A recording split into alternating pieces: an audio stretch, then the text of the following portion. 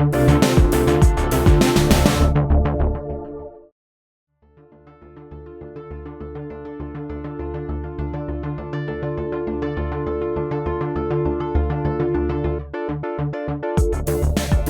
this day in 2009, a nation of future fanboys bought the Palm Pre for the first time. Somewhere close to this day, in the year 2000, a site called Pocketnow.com was started to talk about smartphones. And on this day in 2013, we're still doing it. We're covering all that and much more on episode 047 of the Pocketnow Weekly, the once-a-week podcast from Pocketnow, where we discuss smartphones, tablets, and the state of mobile technology in 2013. I'm your host, Michael Fisher, editorial director at Pocketnow, and today I'm joined by the original cadre, editor-in-chief Brandon Miniman. Good morning to you. Father, have I made you proud? And from Romania, not Honduras. From Honmania, managing editor Anton D. Nagy. Good morning to you. Good morning, good afternoon, good evening, everybody. Father, are you going to leave me hanging? Father, yes. Well, the problem is I don't understand the reference because I suck at pop culture. Oh, there is no reference. Oh, there isn't. You just made that. Oh, we have a new. Oh, yes. Daddy, would you like some sausage? Anyway, 47. That's a Freddy Got Fingered reference. That's an awful Tom Green film. Yeah, that was with the guy that was the Tom Green. Remember the Tom Green show? Yeah. It's shocking. Did you have that in Romania, Tony? No. The offensive and shocking Tom Green show. Parents didn't like him, but kids, well, didn't really like him either. Anyway. That's why he's not on the air. That's why he's not. Yeah, we don't see him much anymore. Although it was funny in Road Trip. Anyway, 47 is a special number in Star Trek, but as that fact is lost on you gentlemen, we're going to blow right past that and talk about another special number, 13. Pocketnow is celebrating its 13th birthday this year.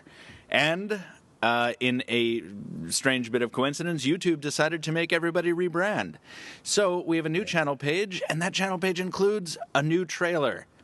A trailer we just whipped up recently. So people have been asking, what is this? Well, it's part of the YouTube redesign. It's also we're going to try and get a couple more subscribers as a result of it.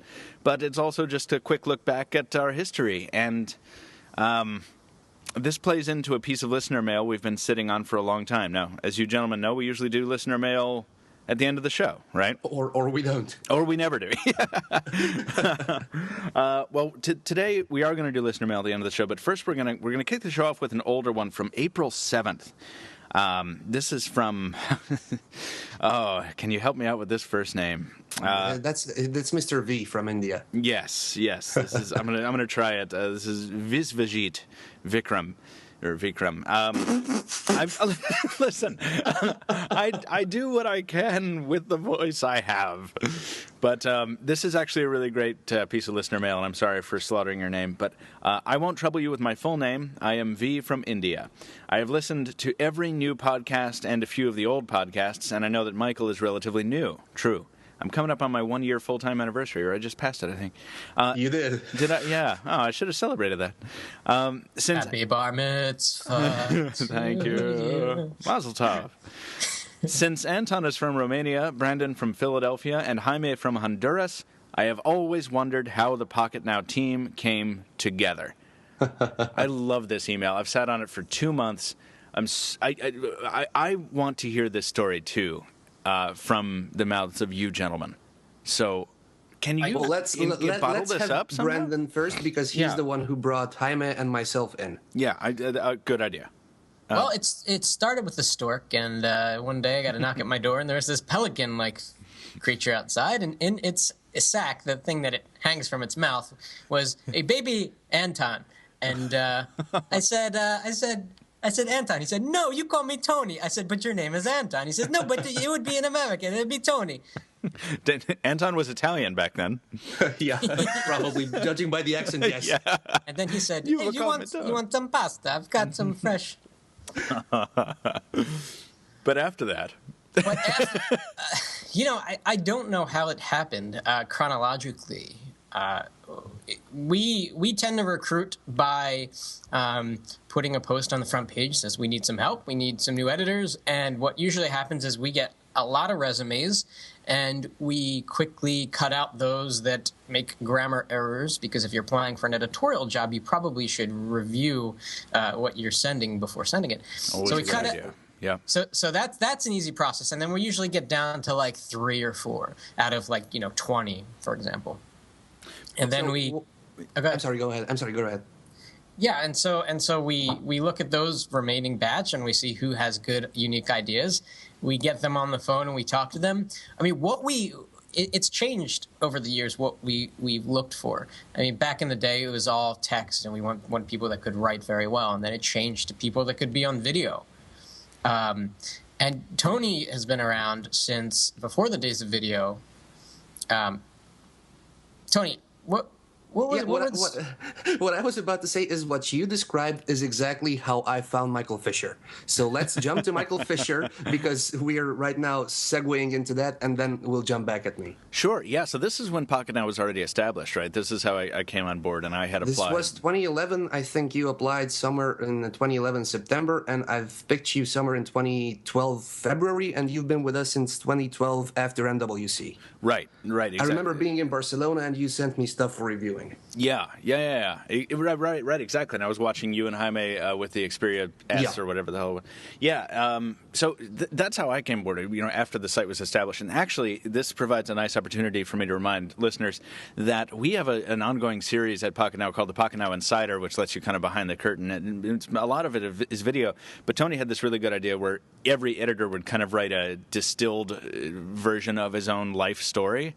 And then it's like, hey, get to know Adam Lein, get to know Anton D. Nagy. And we have those 2 pieces up right now. So I'm going to put my hiring story in my piece, and I'm going to go into that a little bit in there. And that's, first of all, that's an awesome series, and I love it. I've learned so much about both you and Adam already. I'm looking forward to everybody else's. But I'm very curious, and Tony, I want to hear your story. But Brandon, you say this is how we hire editors. We put a post on the front page. What was it like before the front page existed? I think is what Mr. V is asking. Yeah, and that's where I come in with my story. I'm not sure they had the system back then. The story is also part of my biography. But if I recall well, I was an XDA developer moderator back then, and also a ROM chef. Yeah. And at one point, I received a private message from a certain user. I can't even remember his username. And it turns out to be Brandon Miniman, who was asking me, hey, dude, how would you like to write for a website like ours and earn some money while doing it? And I was the reason I did that is because we were sitting. That was when we were covering all Windows Mobile, and we were really running out of stuff to talk about. So we decided we need a guy who can bring forth the best XDA stuff, like all of the ROM tweaks and all of the little software patches, and just cover it all the time. Disclaimer: XDA back then was probably half of what it is now. So I could basically monitor every morning everything which was new overnight. Yeah. Really? Which I couldn't do now. Yeah, when Tony was a moderator, that's how I found him on XDA at the time. You could see all the moderators of the site, and it's so funny. I randomly picked like 2 people, and one of them was Tony, and I sent this PM, and you regret it ever since. It was one of the worst decisions I've ever made. Live with it, be a man. But it's so funny. It's so funny how things work out, because there are so many moderators over there, and I could have picked anyone, but I guess your username stood out to me for some reason. It just seemed, I guess, interesting. It's still super secret, right? That's marketing still... it's secret, but marketing at its best. Yeah. Self-promotion at its best. Well, so there is some really great behind-the-scenes info from Tony in his piece, his Pocketnow Insider piece, about the process of getting hired. There's also some great stuff in Adam Lein's, who Adam is incompatible with the podcast in terms of scheduling, guys. So I know you all want to hear him on the air. I would love to have him on the air. It would be really great to have him on the air right after a Windows Phone event. I'm still trying to do it, but he's a busy guy, as we learned from his CV. What a ridiculously busy life. And also, he talks in his piece about, Brandon, about getting approached by your brother, right? At an event in like 2000? Yeah. So my brother was... what event was that? That was it was like a Windows fan event before there was even an MVP program. I don't know. Yeah, I think Pocketnow was in its infancy. Brandon wasn't even part of Pocketnow. Yeah. I wasn't part until 2002 when I became a news writer, and my name was just Brandon, not Brandon Miniman, because my brother was the editor in chief then, and I for some reason I didn't, we didn't want there to be some kind of conflict or something. You And didn't want to nepotism. Yeah, you didn't want to cop to your nepotistic ways. and it's funny because one of my articles got picked up by one of the tech blogs back then, and they referred to. The first line was like, Brandon, just known as Brandon at Pocketnow, and it wrote about, hey, I'm looking at Adam's first piece posted in, I think 2000. The date of the post is actually 2002. It's the title: Compact Computer Corporation's GSM/GPRS Wireless Expansion Pack. Which that's SEO magic right there. Hell yeah. Which isn't even a headline because, let me read that again. Compact Computer Corporation's GSM GPRS Wireless Expansion Pack. There's no verb. Yeah. The headline needs to have a verb. Yeah, what about it? Is nice. And it's just so funny. Now, let me ask you, back in the day, in those early days, were people still erroneously capitalizing the N in Pocketnow? Oh yeah, it's been an ongoing struggle. Yeah. Or using a space between Pocket and Now. That's a good time. It's blasphemy. It's like capitalizing the W in webOS, which I hate. One day we'll just have to give it and make it Pocket space now. Yeah, pocket-now.net. So this is good. We could talk about the founding of Pocketnow all day, probably, and it's we're gonna dive a little bit more deeply into it. I'm sorry that Jaime can't be on the show with us right now. He is going to join me on the Pocketnow U review later today, where we examine the Xperia Tablet Z and the Lumia 928. We'll talk more about that in a second. But hopefully, Mr. V, we gave you some detail about the early days of this site. And we're going to have a whole lot more Pocketnow insiders going forward, right, gentlemen? Yeah, everybody should have a biography. So every Saturday morning, we're publishing a biography. We have Adam's, we have mine, Michael Fisher's next. Hopefully, Brandon will do one the week after that, then Jaime. So everybody on the team will have one. Yeah, that's awesome. And before we get into the thought thread, which is coming to us from Brandon Miniman, I have one final announcement.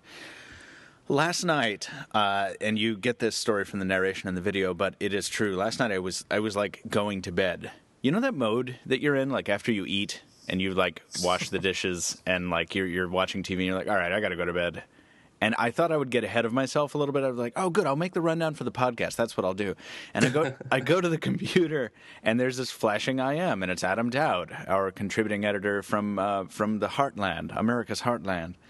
And he's like, tomorrow, you know what tomorrow is? I'm like, no, what? He's like, webOS 2009-0606, the 4-year anniversary of the launch of the Palm Pre in the United States, which is such a significant date because it was, in order to get to developer mode on the Palm Pre or any webOS device, you could type in the Konami code or you could type in 2009-06 or webOS 2009-0606. So everyone knew what the date was. And Adam's like, one of us should really write an editorial tomorrow. And I'm standing there in my kitchen at like 11:30 at night, and I'm like, my mind is flashing to the almost mint Palm Pre packaging I have over the sound booth in storage. And I'm like, yeah, or one of us could do a Palm Pre unboxing. That would be fun. So that is what I ultimately did. So to commemorate the 4th anniversary of the Palm Pre's release, we have a throwback unboxing. I think the only one of its kind, right? We've never done a throwback unboxing before, right? Not that I can remember. Yeah. So go check that out. If you're feeling nostalgic, if you're feeling like you want to see an old and busted Palm Pre taken out of a brand new box, go check that out. And I wax nostalgic, and it's very sad. I think that video is the most emotional video you've ever made. It definitely is, and I was worried about it because I get weird. It's like 2 a.m. I'm putting this thing together. I'm like, is this too mawkish? Is this really just too sentimental? But commenters seem to like it, and people are like, every third comment's like, I totally cried. And I'm like, oh, Yay. Oh my God! Mission accomplished. it was really compelling. I mean, it seemed so genuine, and it's so funny because it's Palm Pre, and you're like acting as if this is like some sort of long lost friend who you just want to come home with you. And, you know, it's true. It's entirely true. It is. So watch that video. Watch that video. Yeah. God, that was a cool day when that happened. All right. Anyway, we have we have more to get to. News of the modern variety, but before then, Brandon Miniman's trademark thought thread. Take us away, editor-in-chief. Boom boom taka boom boom tap boom boom. You want special thought thread music? It's a special thought thread. So I have a dual thought thread for today. Both are pretty short. One is a what grinds my gears type segment. The other is something entirely different. So what grinds my gears? Well, I should first start off by saying, do you guys remember?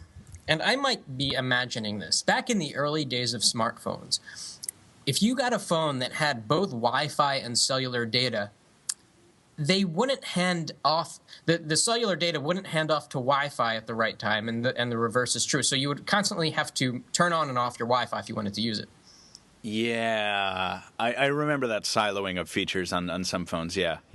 The software just wasn't good enough to figure out, okay, signal's degrading on Wi-Fi, time to turn off Wi-Fi and go to cellular data. That got so much better when the iPhone came out. The iPhone just handed over Wi-Fi perfectly. I mean, the phone could have been in a dormant state for hours and hours, and yet you turn your phone on and instantly it goes to Wi-Fi, it knows. And it was perfect because if you got out of range of Wi-Fi, you wouldn't have that weird awkwardness where there's not enough Wi-Fi signal and you haven't switched over to cellular connection yet. So you have no... Hate that. I hate that too, and you know what? I still get that. Too. So here at the office, the bathroom is kind of far. It's down a long hallway, down another hallway. And by the time I get all the way down to the hallway, most of the time I'm on LTE because the Wi-Fi signal has run out. But sometimes, for whatever reason, I'm stuck on Wi-Fi, and I'm walking down the hallway and I have no signal. Hey, Brandon, I have a question. Why do you need Wi-Fi or data in the bathroom? Well, don't answer that. I'm just picking on you, man. Most of the time when I'm emailing you guys, it's from the bathroom, so you should just know that. That's good to know. That gives a completely different perspective on me reading your emails. Yeah, really appreciate that. That's so good. Just keep that in mind when you're eating your dinner. And so I get this really awkwardness where I cannot get a data connection. I'm connected to Wi-Fi with 0 bars, and on the HTC One, which doesn't have Android 4.2.2 yet with the quick toggles, I have to go into the settings. I have to go to I have to switch Wi-Fi off, and then when I get back into the office, when the signal's back up, I have to remember to turn it back on. And I'm thinking, like, it's 2013. How could I possibly need? Why could I? How could this be? Do you guys ever have that situation, or do your phones switch over nicely? All the time. I live very, very near a coffee shop, and when I walk out my door to go to the coffee shop, like I can be in the coffee shop. Literally, it's like hundreds of feet from my house, and I'm like, wow, why isn't my phone loading any pages? Oh, it's still trying to talk to that Wi-Fi network across the street. Stop. There's an easy solution for that. Just you hit forget this network and stop connecting to the coffee shop's Wi-Fi. No. It's still trying to talk to my Wi-Fi at home from the coffee shop because it can pick up the fairest scent of it. And that's a larger problem, too, because it doesn't just do this with Wi-Fi. It does this if you're on an American network with a roaming partner whose signal strength is comparable to or superior than your native network. And the phone will often get frustrated with itself, won't know. It'll try and hold on to that native signal long after it's useful and won't do the hop over. So this is a radio architecture thing that's very annoying. Tony, I didn't mean to step on your chance to reply. Do you have this problem? No. I was about to say that I'm not using my smartphone. It's probably a coincidence at that exact moment when the Wi-Fi is too weak and I'm not yet on data. So I'll probably check it out, but so far I haven't noticed it. Do you guys remember back in the day with Windows mobile devices, there was actually a slider that let you adjust the performance of the Wi-Fi and thus... What? Yeah. No way. Really? Yeah, like better battery or better performance. Yeah.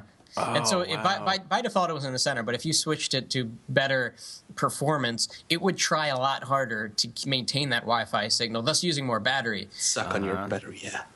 Yeah. The HTC One has a setting like that. If I go into Wi-Fi and hit the advanced, then there's a thingy called best Wi-Fi performance, may consume more power. No kidding.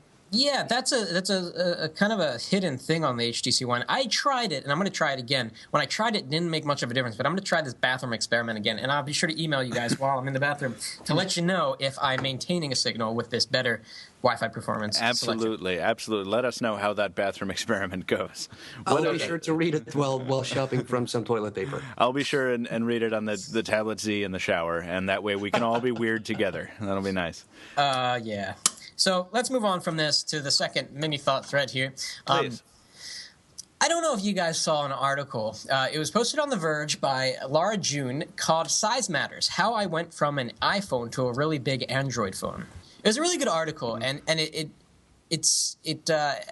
made a point at the end of the article, which never really crossed my mind. So the background of the article, the TLDR, is that she dropped her iPhone into a toilet, which is, I can empathize I've totally with. done that. Yeah, that sucks. And she was traveling the next day, and she was trying to figure out which phone she was going to use because she had some sample phones because she reviews these things. And her first instinct was to go with the phone that was a smaller size, so the HTC One S, for example. And then she started thinking about the HTC first. And then she went to the HTC One kind of reluctantly. And she kind of complained about how she had to kind of retrain her hands to reach all the way to the top of the phone for the notification shade, and how it was very unnatural. And she ended the editorial by saying the following, which I think just makes so much sense. She said, "It turns out I was wrong about having a big phone. The phone didn't need to fit my hands. My hands needed to learn to stretch." Whoa. Which is really interesting. And it's interesting because the compromise you have to make with a larger phone is that you have to relearn how to use a phone that's kind of larger. But the compromise. So the interesting part about this editorial, from your perspective, is that people are willing to think, what if it's my usage habits that are wrong? What if it's not that the phone is too big? What if it's my hand is too small? Yeah, and people, I think that most people have figured this out by now, that a bigger phone you can live with as long as you live with it for a little bit, and you make some small changes, but it's worth it because you get a much better phone. And when you're watching video, when you're playing games, that bigger screen is so much more compelling than that 4.3-inch or 4.0 screen. And so here I am trying to sort of fantasizing about this HTC M4, which doesn't even look that good, and we're going to talk about it later, which has a smaller screen. I'm like, finally, it'll fit nicely into my hands. But then there are so many compromises that we have to make. So yeah. So it's not that the phones need to be smaller. It is that we need to slightly adjust the way we use a phone to stretch our hands a little bit. Yeah, and I feel like we have an editorial up about this about every 2 weeks or so, and it's challenging to try and frame them differently each time. But the thing is, it's a really compelling discussion, right? Why should it's one of my favorite headlines. And it's not even creative or funny. It's just why do small phones have to be crappy phones? Like that's kind of. But that's a question that I've been asking for a very long time, and it shouldn't be that way. And Michael, you've seen me. Yeah. I'm a big guy. Yeah, oh, totally. I got big hands. What was my biggest problem in Barcelona while carrying my case and having only one hand to use the Note 2 with? Man, I'm sorry. You just reminded me, just every 5 seconds, and Tony would go to light a cigarette or something. He'd be like, "Hey, hold my man purse." Okay, Tony.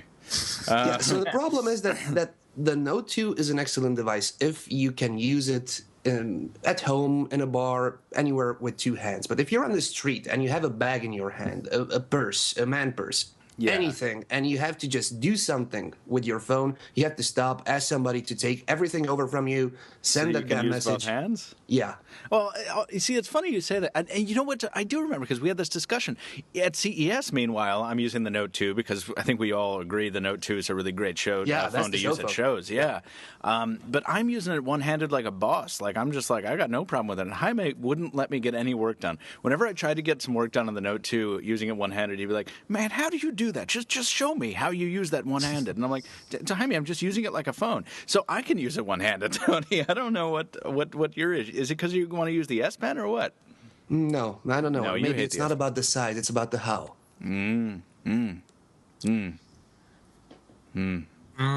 Let's.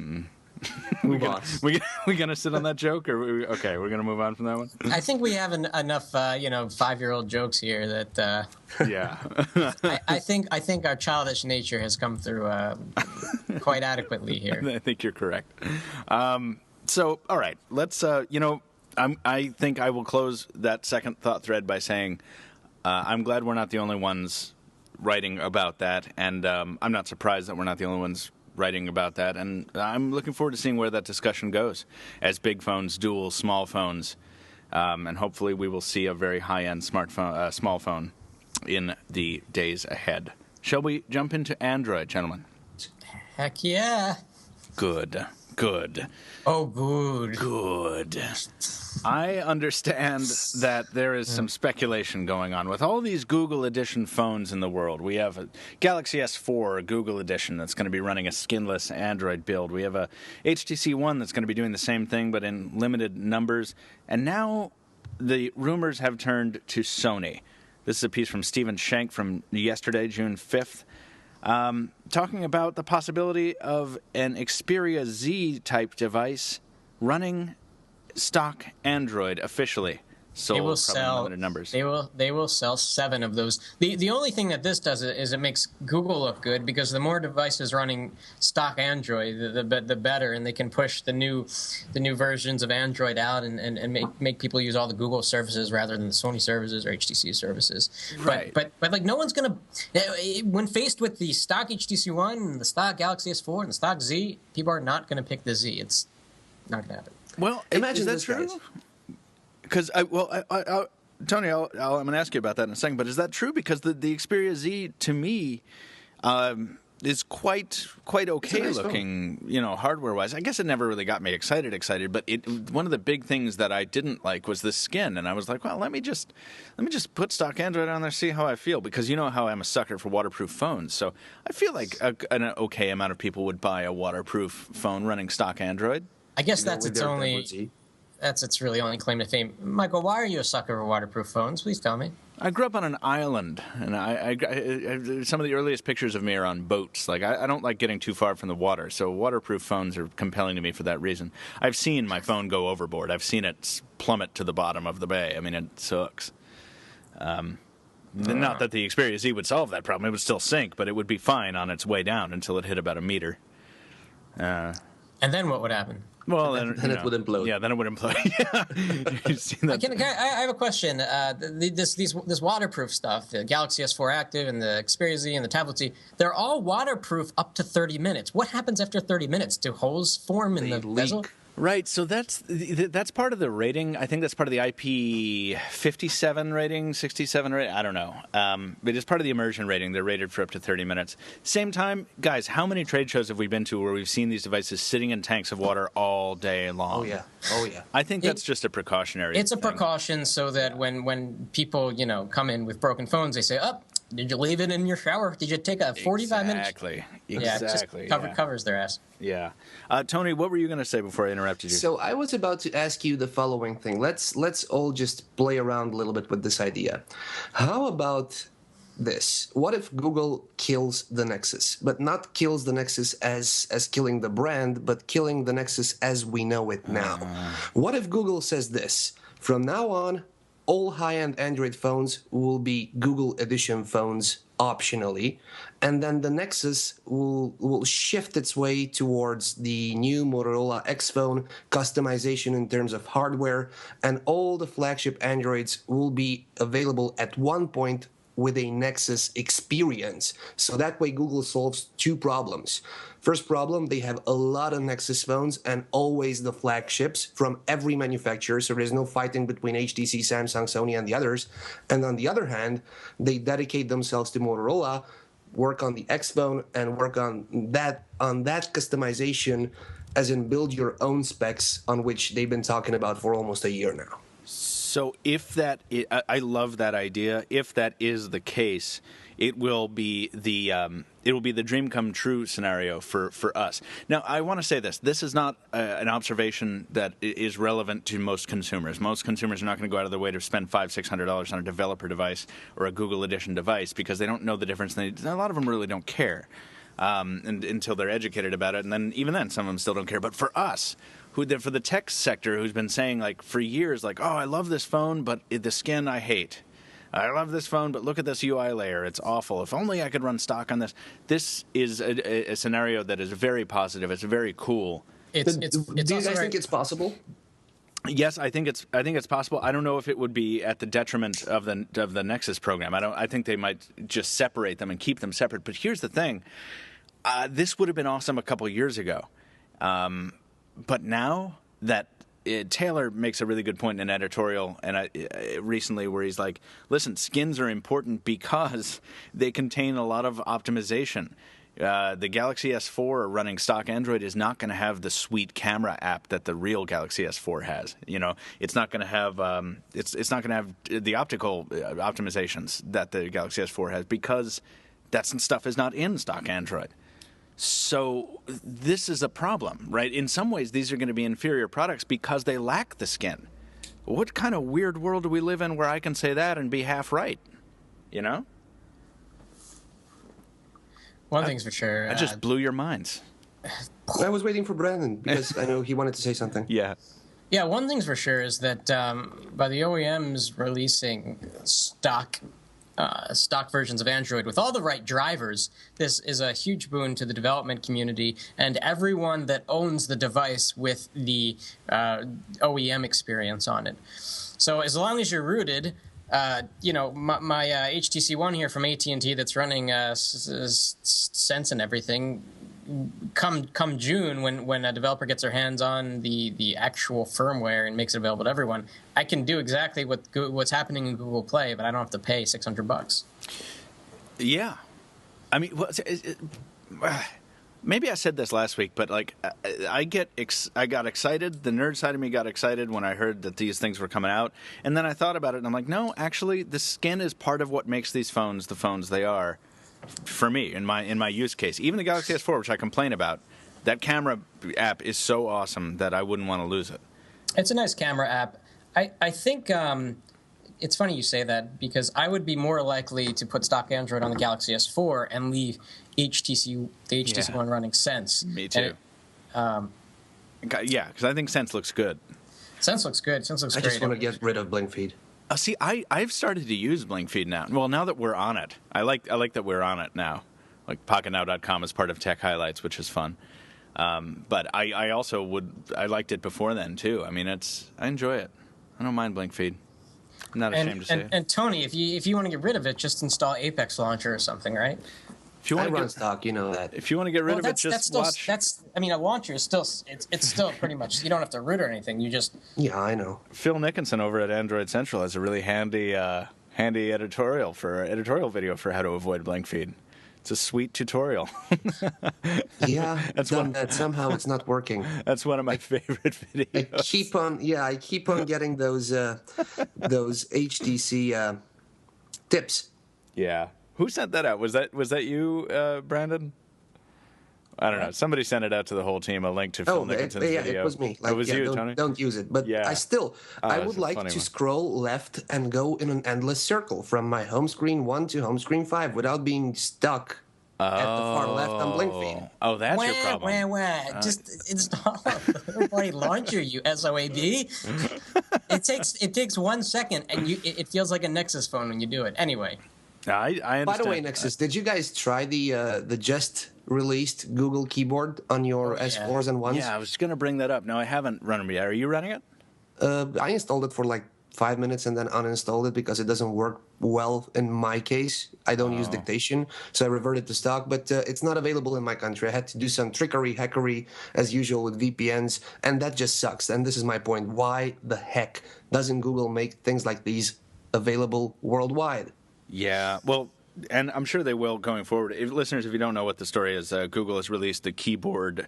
What is it? The keyboard from Google the keyboard, the Nexus, stock Nexus keyboard. 4. Yeah, it's just the stock Nexus keyboard as a downloadable application, basically, in Google Play. The way I for see all it, devices. Yeah.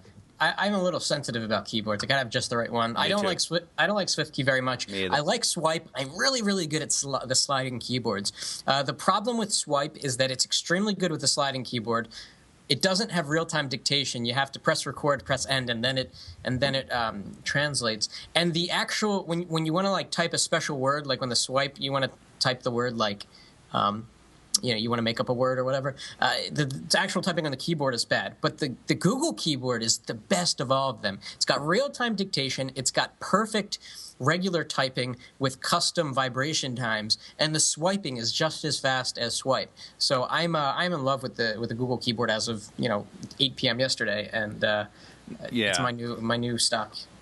Not to rekindle the HTC One love fest, but I always had problems with manufacturer keyboards, with OEM keyboards that they throw on there. I always thought Samsungs were pretty bad. HTCs were terrible before the HTC One. And Huawei's were bad. There was another OEM like LG. I don't think I liked LG's. Like I just hated all these keyboards. And then the One came out, and whatever HTC did with the One keyboard has just made it resonate with me to such a degree that I never swapped it out.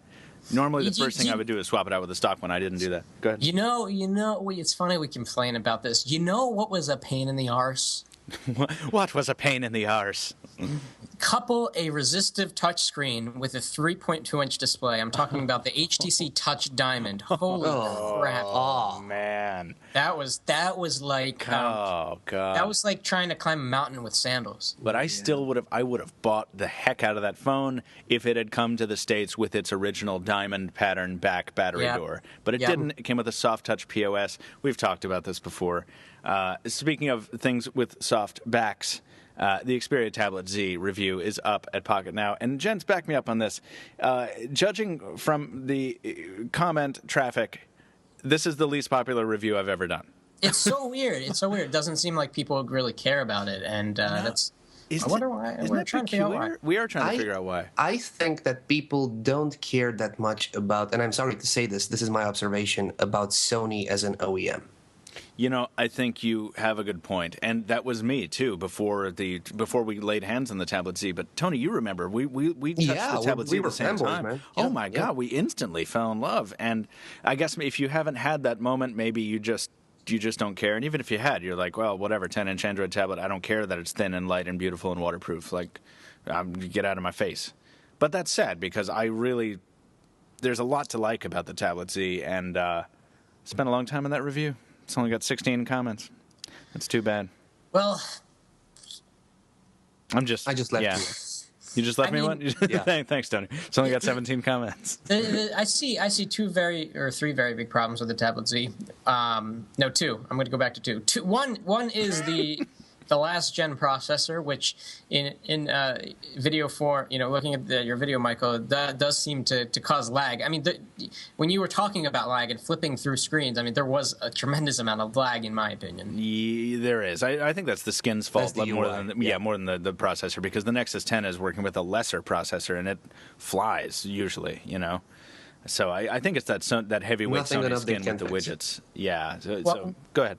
Which is why I think it would be interesting to run stock Android on it, which I think you can do because Sony has committed it to the Android open source project. Yes, which is awesome. Now here's the thing. I have to send the Xperia Tablet Z to other team members so they can get exposure and so we can generate some more videos on it and opine a little bit more about it. But I'm actually looking forward to getting it back when that's done, because I got to tell you guys, for all the belly aches that a 10-inch Android tablet can give you, the ugly apps and the kind of not so great battery life because it's thin and light, oh man, the portability. It's like having a Nexus 7 with a 10-inch screen. It's just so great. I love the thing from a physical sense. And even the skin is nice. I like having my buttons in the lower corners. Somehow, and people will hate me for this, but this is how I see reality through my personality. Somehow, still, Android tablets fail to excite me. It's because about the only applications which I use on a daily basis are all smartphone apps. Twitter, Facebook, my diet and gym application, everything. And I don't want to use portrait mode if there's a landscape tablet, and I don't want to see 95% of the screen as blank space. So these are that the is challenges a they're problem. still facing. Absolutely. And until that's fixed, I'm not even going to consider using an Android tablet as my daily driver. And I can't wait for the new iPad. Ba-na-na-na. Oh, no, he didn't! Let's close out Android quickly enough. We kind of touched on this earlier. The Galaxy S4 Mini and HTC One Mini have both been, if not announced, then... well, I don't know what. The S4 Mini is announced, the HTC One is not. That's the M4. I don't know what's up. Once again, we have smaller versions of the phones with reduced specs. We talked about the S4 Mini last week, I think. The HTC One Mini is the big deal, the big little deal, whatever. They screwed it up. In what way? Because I will tell you this: when I look at the photos, the leaked photos, that HTC One Mini is like what, a half-inch smaller than the One. Why even bother? It's very smaller. Yeah. It's like so what they've done is they've thickened up the bezels on the top and the bottom and the sides. It's just it seems like the easy thing to do. No, they didn't. Yeah, they did, son. I'm looking at the render right now, and I'm holding my One. Yes, and they did not, and I will prove it to you. Right, I'm gonna send you a side by side. Okay. I'm gonna click the link too, so I can look at what you guys are looking at. Now, this is Galaxy S4 versus HTC One Mini. Which should you get, by the way? Tony, awesome editorial effort here with a little graph, little specs, little love shown. Thank you. But yeah, I just don't understand the purpose of making a smaller phone if it's only going to be marginally smaller. Like, it doesn't look any smaller. There's a couple of things which we should note here. We got these leaked images from an Estonian website, which is Forte, so thumbs up for them for the images, for the leak. If you look at the image where the black HTC One Mini is on the left and the white HTC One, the silver one, is on the right, you'll see two things. First of all, there's a perspective to the image. That can be tricky. Second, you're seeing a black phone compared to a white phone, which again is tricky on your eyes. So unless we see them lined up perfectly side by side, in both at the same color and with the same perspective, we can't really opine whether if it's 3 millimeters smaller or a centimeter smaller. And by the way, the S4 Mini is 12 millimeters smaller than the S4. Wait, the S4 Mini is 12 millimeters smaller in what dimension? In height. Length in height? Yeah. Well, that's a fair amount, right? I don't know. Is the S4 Mini even out? Like, this is my level of disinterest in this device. The S4 Mini will be hopefully in my hands alongside with the S4 Active and TAD 3 8.1, TAD 3 10.1 in London on June 20th. I can't believe it has a QHD screen. What is this, 2002? Yeah. Are we talking about the S4 Mini or the One Mini? The S4 Mini. S4 Mini. So I want to say this. I think it's hilarious that Tony is going to be getting hands on one of the smallest Galaxy devices, and I'm about to get hands on with one of the largest handheld Galaxy devices. If this email from Brandon is not secret, right? Is it secret? It's not secret. No, but it's not aimed at you. Wait, what's not aimed at me? You're just CC'd there, my son. I'm just CC'd? Oh, sorry, son. Oh, you jerks. So wait a second. So is it Taylor that's... Yeah. Taylor's getting the Mega. Taylor's getting the Galaxy Mega. Okay, first of all, I wish I had that. I'm not my disappointed. phone pad That's fine. and everything. Oh, thank goodness. Because I'm still trying to get my hands on a Q10 from a carrier, so I was trying to keep a window open for that. Anyway, somebody on the team, Taylor Martin's getting a Galaxy Mega 6.3. Okay, all right, good. Can we move on? Can we close out when Tony picks up the Galaxy S4 Mini, he's going to crush it between his forefinger and his thumb without even trying. It's true. You like build quality? Not so good. Pasta primavera.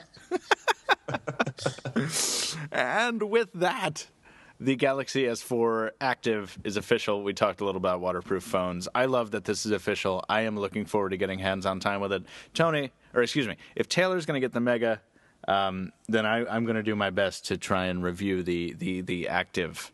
Is there any compromise with this device? Have they Yes. Yeah, the biggest one, in my opinion, Tony, the display technology, right? No, that's an advance. I think that's a huge advantage because the screen on the S4, as all Super AMOLED screens, sucks big time in outdoor visibility categories. So You're not supposed to take your phone outdoors. Everyone Hold knows on that. a second. Now. I just did a comparison video where I compared the Lumia 920 with an SLCD display versus the Lumia 928 with an AMOLED. And those devices, in broad daylight, are damn near identical in terms of readability. Michael, The AMOLED looks better, actually. I'm using the One and the S4 simultaneously. I carry them all the time, both of them. Yeah. I can't see beep on the S4 outside in sunny daylight. Yeah, I can see everything on the HTC One. Right. I can't see much on the S4 in daylight either. I'll say on the 928 I can, though, and I can see it better than I can see it on the 920. So not all AMOLEDs and SLCDs are created separately, or created differently, or created equally. Hey, Mike, How many times can I mess up that quote? What? Yeah, Brandon. what do you think about the Samsung Galaxy Young? I don't think much about the Galaxy Young. we gotta have that, Michael. What? We have to have that in your hand. Oh my God! I just Googled that ish. This is a mini. This is Well, it's just so funny because we talk about, I always remember Michael's article about the thousands of Galaxy brands, and Yeah. there's so many we don't know about. There's 15 released every day, and one of them is called the Young, and it's I think it's intended for emerging markets because it's got a HVGA display of 3.3 inches, but it's just so much. It's so funny we talk about these Galaxies like we know every one, but there are just There are dozens of them. Hundreds of Oh my God. I think they're actually doing a Galaxy Miniman. That's what I want to see. I want to see a Galaxy Miniman.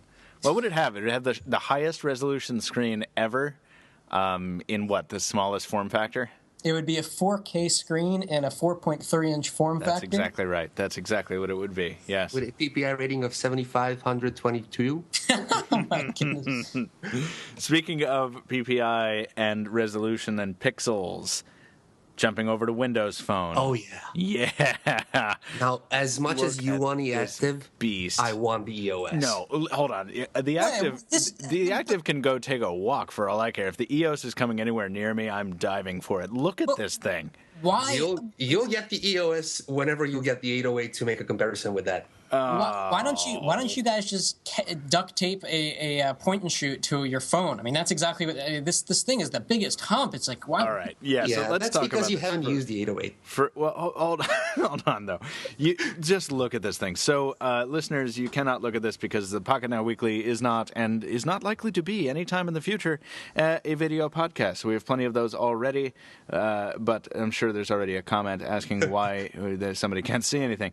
Listen, But if you click in the description and the exactly. link, you Go can to the see description. Check out the link at pocketnow.com. You can see these leaked images of the Nokia EOS, however you want to pronounce it. Maybe they're authentic. We don't know. These come to us from what? GSM Arena? that. The first set is from WP9? GSM Arena. The second set, the red casing, is from China. Okay, yes. So there's a back casing pictured. It looks like in a manufacturing facility, but the really compelling ones are of this black device that looks, to my eye, I'm just going to say it. It looks like a black Lumia 900 with like a moon Having a crater baby on with the the back. 808. Yeah.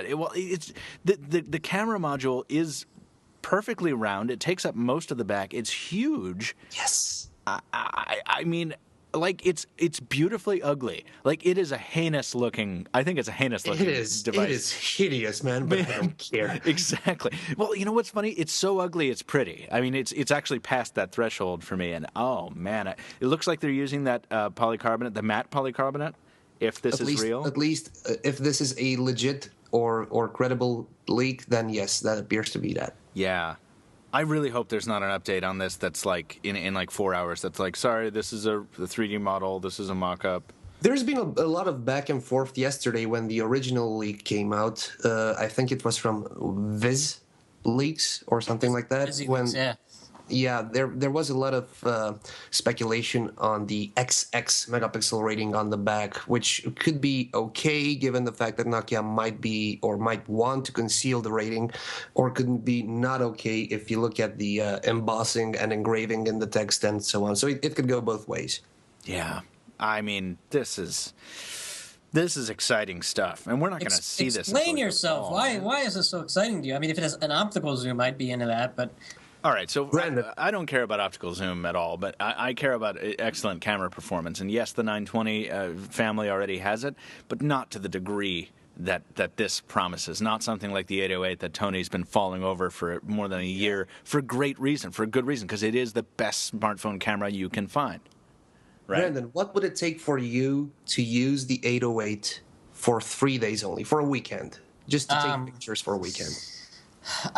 If every phone on the planet was destroyed in a large fire. Why? Just because it's ugly, or what?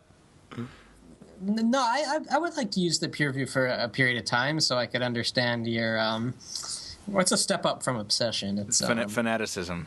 No, I need the most extreme word possible. Extreme fanaticism. Extreme obsessed fanaticism. Yeah.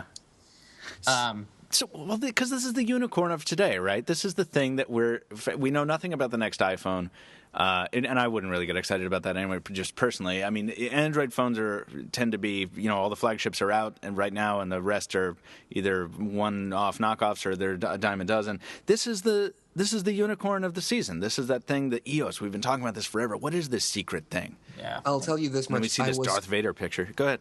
I was never so excited in my life about a phone like I am with this, even if it runs Windows Phone or Windows Mobile 6.0. What if it runs Windows XP? I don't care if it runs Windows 3.1 for it's work the camera. groups. It's all about the. Remember, Tony uses a phone. I'm using Tony Symbian, uses a Symbian phone. Yeah, you're already at the bottom of the pit. But this is why it's exciting for me, because I already use and like Windows Phone on a daily basis, and to have it married to a camera that is even better in theory than the one I'm already carrying around, and I'm sure there are other boosts to its performance as well. That the possibilities are just endless. I'm having this. I don't know what the word is. So I'm having a kid soon, relatively soon. Yeah. Wife's due in about 3 weeks, and it's really important to me that I am using the right phone at the time, and it's really bothering me because there's going to be dozens and dozens of pictures to be taken all through, not only at the time of delivery, but afterwards, first week, second week. I'm trying to figure out what phone's going to be in my pocket, and it's between the HTC One and the iPhone 5. I don't really want to go back to the iPhone 5 because I'm bored of it, and but I think I might. Because of the camera? Because of the camera. What's first things first, Tony? No person in his right mind, and no offense, Brandon, could choose the HTC One for good pictures. Well, not for baby making pictures, or no, sorry, not for baby birthing pictures. The thing that I was thinking about is the HTC One's good in low light, and in the hospital there's not that much light, but gosh, this is a really hard decision because another thing is that I really like photo stream. I like taking pictures, having it show on my iPad, but then I've been using Dropbox on the One, so I take pictures and it goes to the Dropbox app on everything. So it doesn't really matter. What would you guys do? Between those two phones, I'd take the iPhone 5. Yeah, and if I would like, as a grandfather, to look at my firstborn's pictures, I'd probably use the 808 PureView. Yeah. I mean, you got to go with a camera that's going to be reliable. And I have to say, I love my Lumia 920, but I'm not sure I would even take that because of its issue with soft focus. And you really have to be a pro. You really have to watch it sometimes. And the iPhone is much more idiot-proof in that regard, where it's like you're excited, your hands are trembling, you're like, well, whatever, oh my God, take the photo, Everyone's always like, oh, optical image stabilization on the 920. I'm like, yeah, you have to half press to focus to activate it, and then when you press the button, the camera wobbles anyway, and then the shot's blurry anyway. Like, it's, there are downsides to that. So, you know what's funny? What? Tony's answer for everything is 808 PureView. Tony, how do we solve global warming? 808 PureView, of course. Because, my friend, that is the best camera phone on the market at the moment. Okay, will you please do a throwback review of the 808 PureView when the time comes? Because I would love that. I could. Is there an After the Buzz for that? No, because there was no buzz. There's never any buzz. Well, we did one for the Z10. Go ahead. I love that was the leading comment, by the way. I'm sorry. I said go ahead, and then I didn't mean it. I love that it was the leading comment on the BlackBerry Z10 after the buzz. What buzz? So you guys think that the iPhone 5? Okay, this has seriously been a problem for me, but I think you're probably right. I'm gonna really miss the one. I almost kind of want to carry two phones. Brandon, I was just gonna say, I don't get why don't you just carry two phones on the birthday day? That's actually interesting. Or why don't you use the S4? I mean, the S4 is better in terms of camera than the iPhone 5. No, there's so much noise in low light shots on the S4. No, it's not. The iPhone 5. I don't know. On trains there are. On well-lit trains, there's a lot of noise. That's what I know about the S4. Well, I made some camera comparisons, and I compared, yes, mine is an octa-core, and some say there's a somewhat different camera sensor in the octa-core version, but in my comparison, it just kicks the iPhone 5's ass. Well, you compared it against the iPhone. I didn't, so you're the authority. Yeah, against the iPhone 2. Against the iPhone 2? Against the iPhone, TOO 2. Oh, so, also. Yeah. Oh, jeez. Who's dropping hard stop bombs in the chat? Is that you, Brandon? All right. Well, in that case, we got to move on. We got to stop talking about birthing phones before birthing. Let's see if we can get to the last news item here, if that's okay. Tony, I didn't mean to cut you off. Did you have anything else to say? Now that you put it this way, no. Okay. All right. Well, that's cool. See, if Taylor was on the show, we'd still be on item 2, because I'd be like, hey, let's segue, and he'd be like, no. I'm like, okay. So, closing out Windows Phone, we have the Nokia Lumia 928 review, something that was paid a little bit more attention to than the Xperia Tablet Z review. Guys, the 928, Tony, is this going to be released in your area at all? No, so the 928 is Verizon only. We're going to get the 925 in addition to the 920. Yeah, okay. Now, I wondered, because sometimes there's a U.S. carrier exclusive, and I couldn't remember. Sometimes there's a U.S. carrier exclusive, but it's then released worldwide. Like, I feel like the 810 got that treatment, didn't it? Because it's exclusive to T-Mobile here, but now you can get it elsewhere. Is that the thing? Maybe I'm just not remembering that, or maybe it was the 822. Who knows? Anyway, the 928 is a cheaper, thinner, lighter 920, and I don't like it as much. What's up, Brandon? Michael, you commented a little bit about the Xenon Flash at the review of the 928. It seems like it makes a difference, but it's not a game changer, right? Absolutely not. I think on a phone with lesser low light abilities, it would be.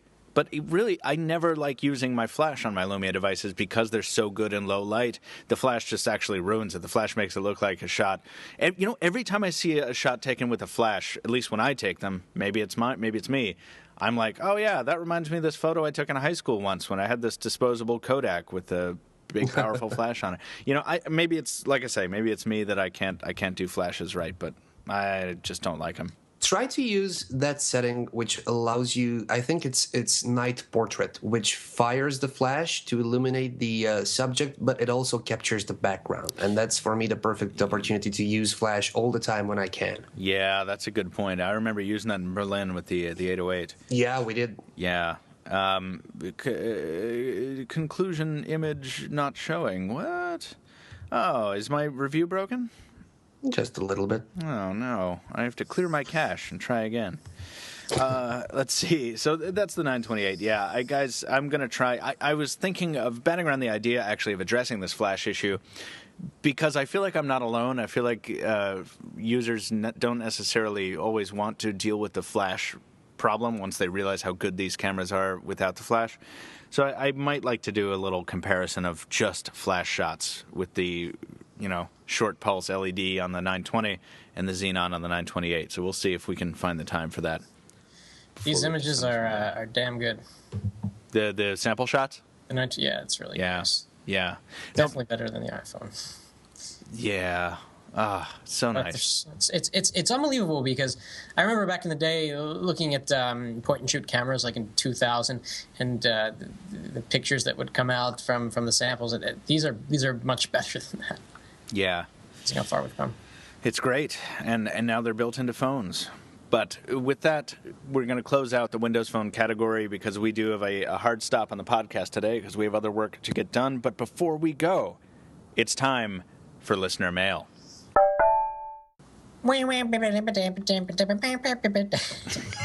It's funny because I am actually putting in a listener mail sound for the first time ever on the show in post, but it is not going to be our old music. It's going to be the old AOL, you got mail. You've got mail. Oh, that would Really? be awesome. We'd have to pay a licensing fee. I was going to say, yeah. Batman.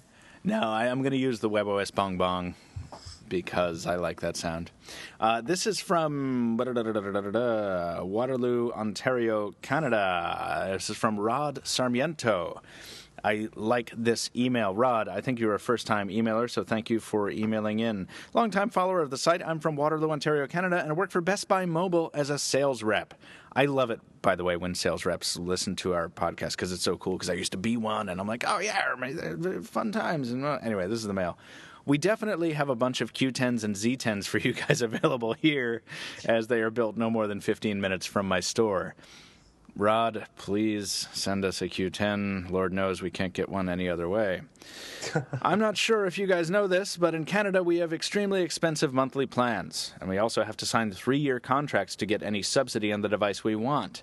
Oftentimes the store where you get your phone will offer some sort of extended warranty or insurance or exchange plan. Yes, Rod, absolutely. We are familiar with those. Rod asks, I was just wondering if you think getting an insurance is worth it for your phone if you're going to sign a 3-year contract for it. Keeping in mind that our monthly plan rates are already expensive. For high-end devices, this insurance can cost an extra $14 per month. Thanks, guys. Keep up the good work, eh? Rod, thank you for the email. That's awesome. Yes, A was in the email text itself. No, it wasn't. Yeah, it sure was. Look at it. Wait, did you add it? Anyway, Brandon, your thoughts on this? Well, economically speaking, if you pay $14 a month for 36 months, that is $500. So, for how many months? 36, which is 36 months and 3 years. Yeah.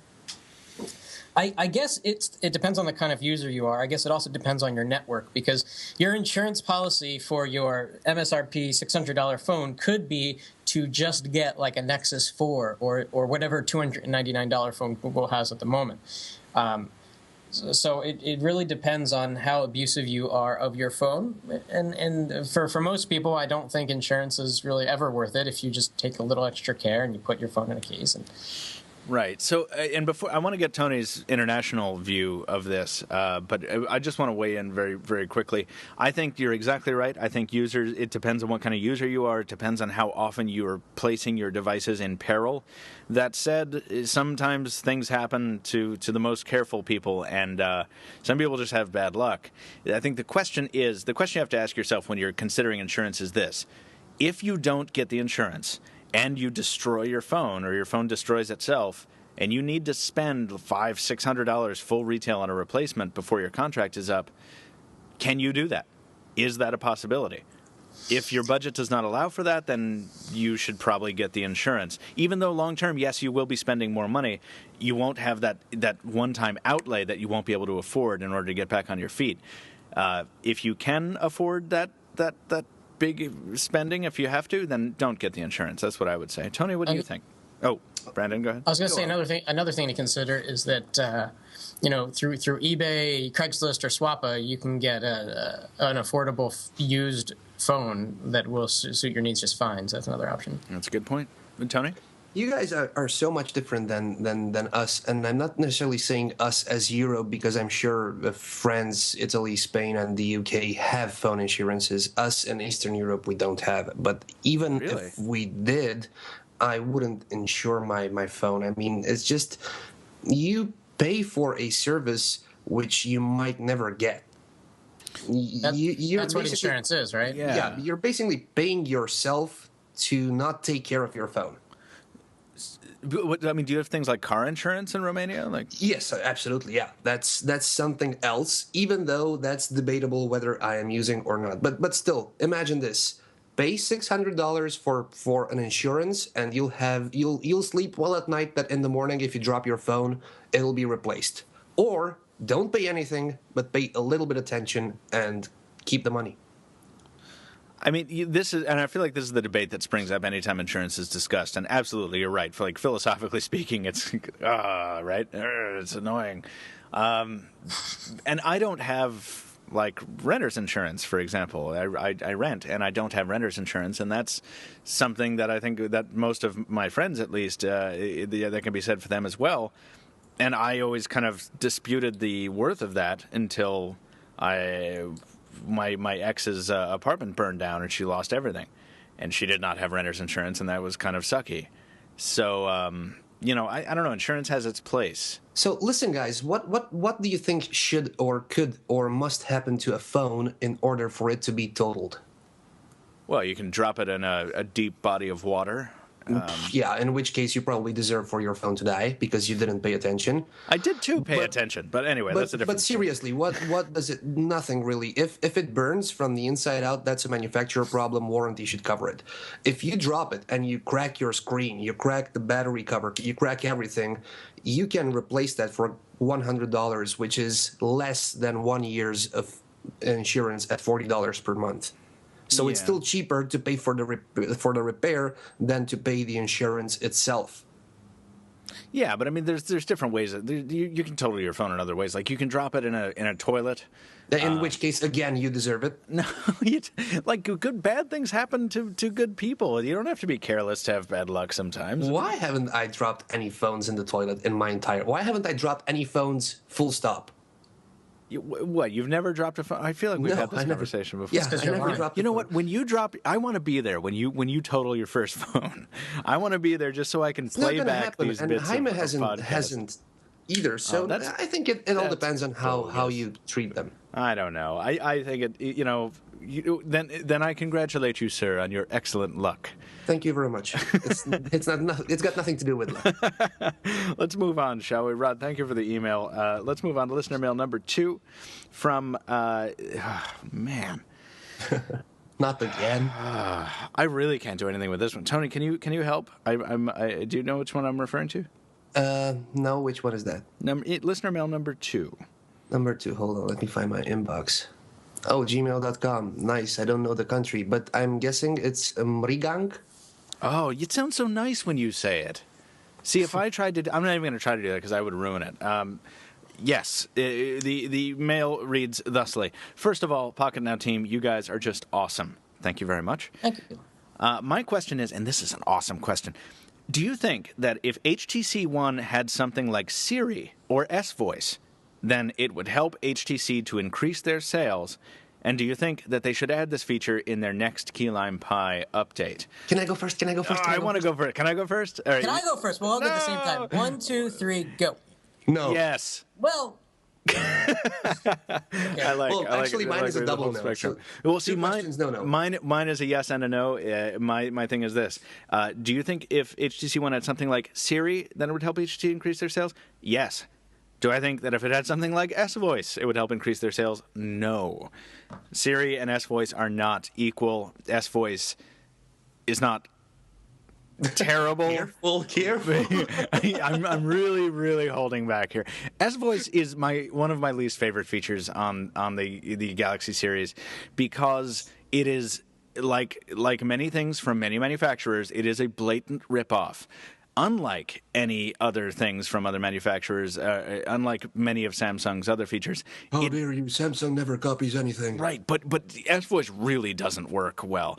And it has no personality. It has no reason to exist other than to be a bad Siri port, and S-Voice sucks. I hate S-Voice. I'm going to love the comments. The comments are going to be brilliant on this. It's like, why don't you do it? But you know what? It's true. I really don't think S-Voice is a good product, and I'm looking forward to it being improved. And when it is improved, I will come back and revisit this.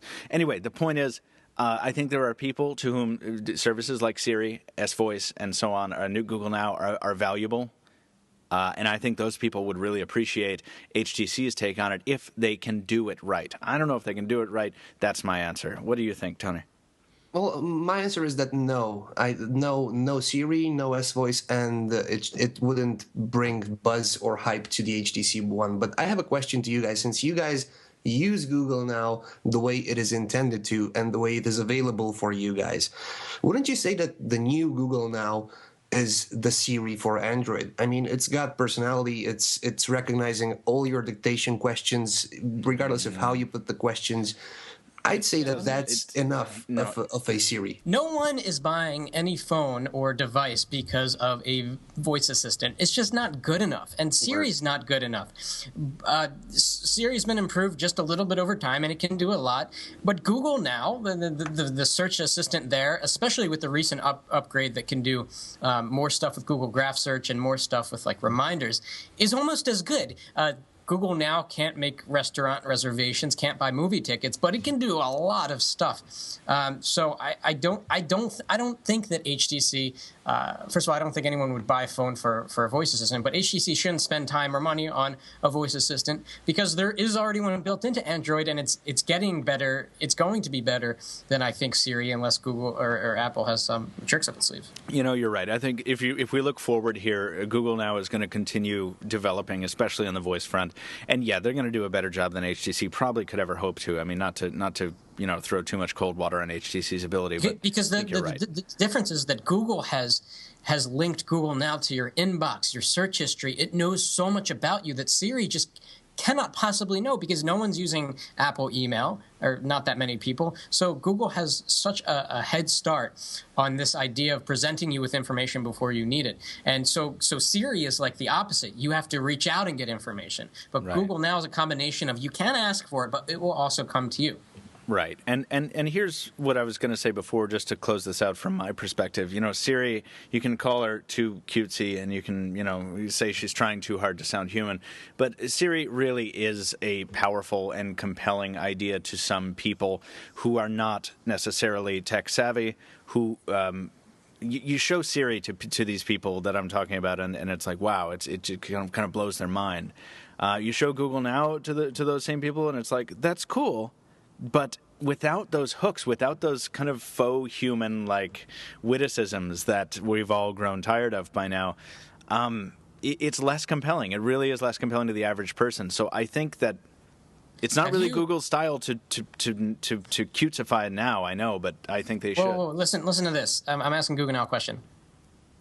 How much wood could a woodchuck chuck if a woodchuck could chuck wood? That didn't work. Let me try again. How much wood could a woodchuck chuck if a woodchuck could chuck wood? Oh. Google has added some cutesy answers too. I was about to say that you will be frustrated as the guy that Siri parody from so-called quote air quotes Apple Scotland. Yeah, Scotland. Yeah. Well, I know, and I think we can talk more about the development of these things going forward. But it's not the same. I mean, Siri does have it, like it or not. Siri does have a distinct personality.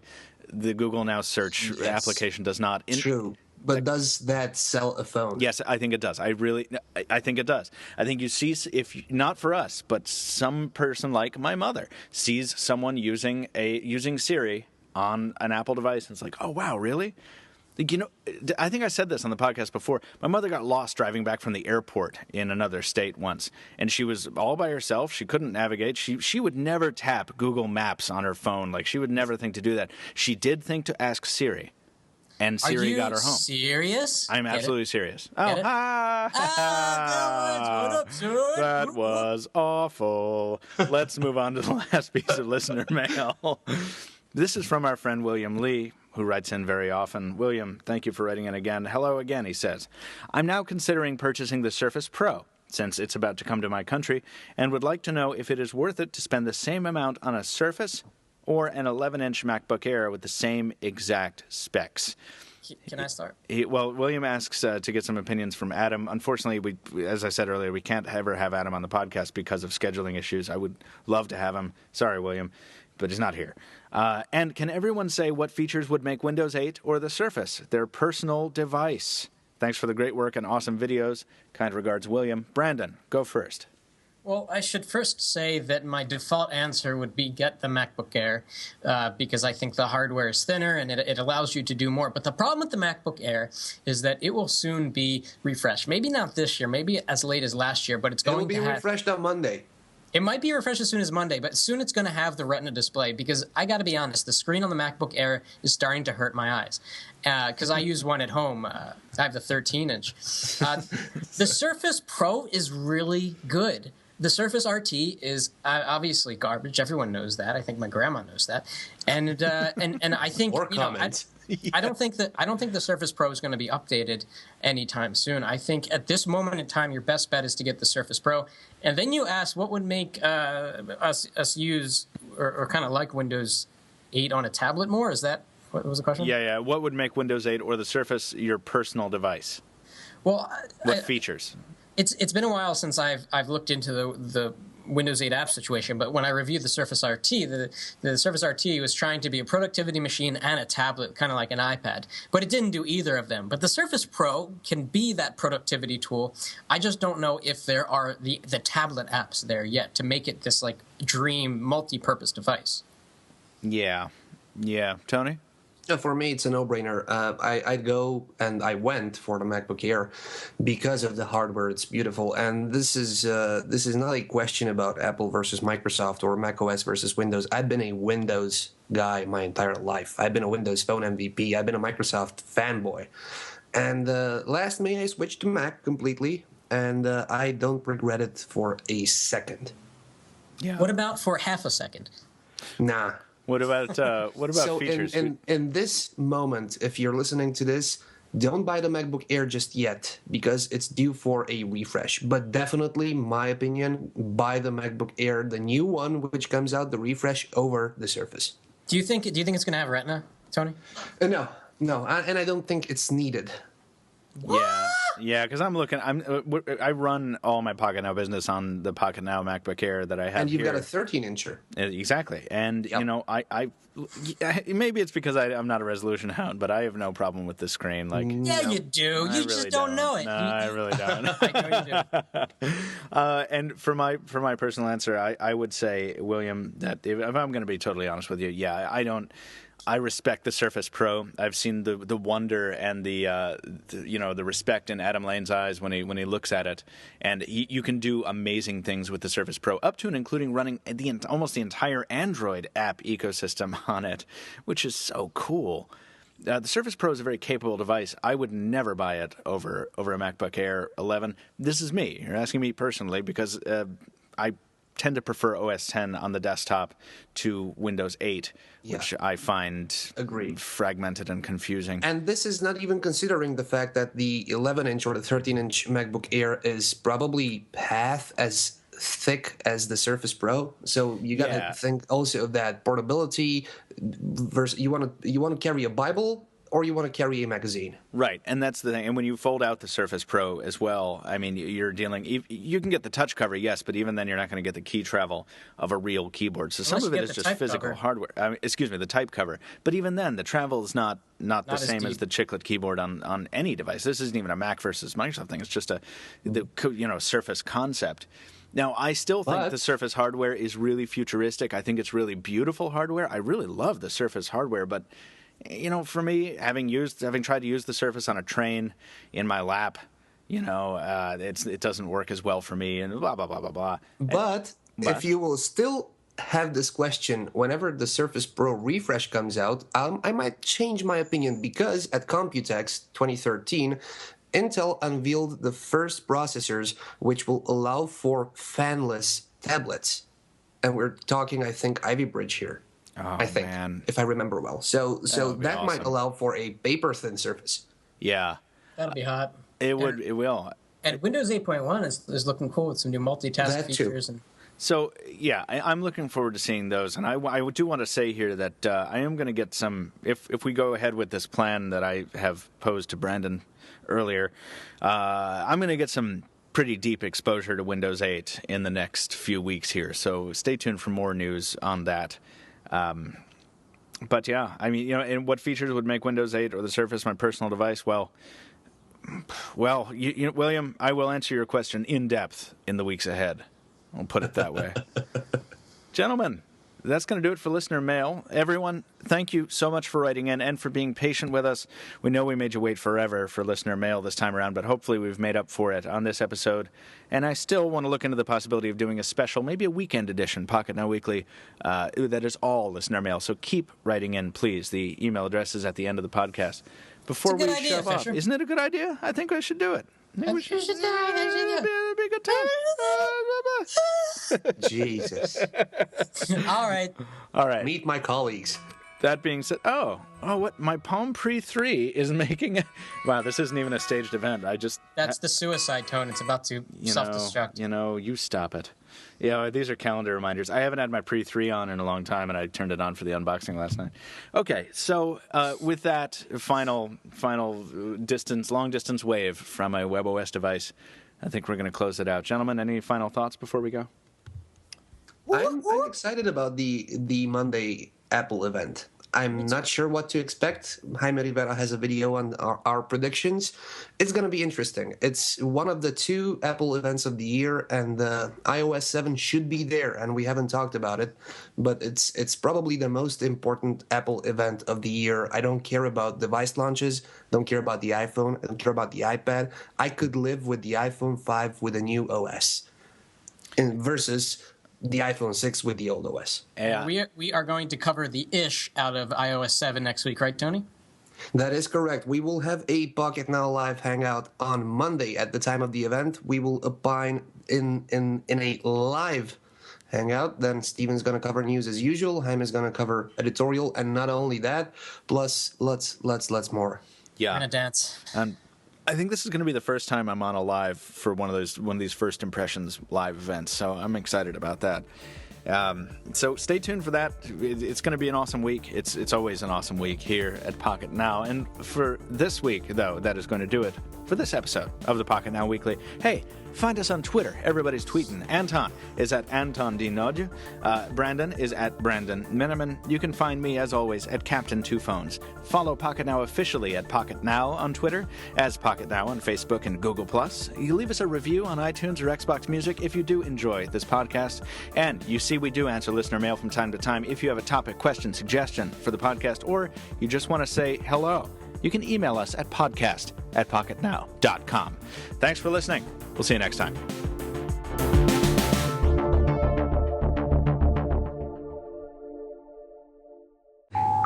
Siri is not. You can call Siri, you can call her, what's that word?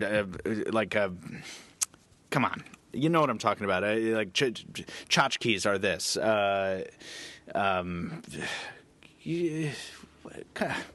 I'm gonna edit out all this me making noise. But you guys know what I'm talking about? Like Siri is cute. Siri is too cutesy. Tony, I'm going to send you poo in a bag and make sure it's... I was about to say that since the story is of an iPhone inside a toilet, that we have so much to thank to the inventor of the toilet, but his name is Thomas Crapper. You didn't know that the inventor of the toilet was Thomas Crapper? Let's go. Time to proceed. Here we go. Bill Cosby warm-up sounds. Today, a minute to two. I think it's hard to say, but hard to still to do.